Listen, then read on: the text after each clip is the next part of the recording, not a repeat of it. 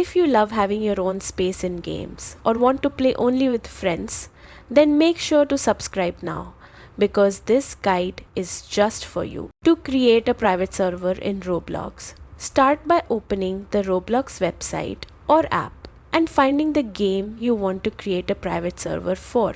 For example, let's say you want one for PS Donate.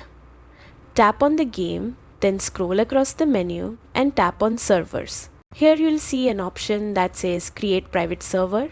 The price will be listed next to it.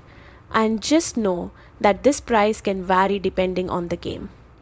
Not all games allow private servers, but if you see this option, great. Tap to create it, give your private server a name, and confirm your purchase. Once done, refresh the page and your private server will now appear. Under the Servers tab, to customize it, tap the three dots beside your server name and select Configure. From here, you can allow friends to join, invite specific people, or even turn off joining altogether if you want total privacy. Keep in mind, this server works like a monthly subscription.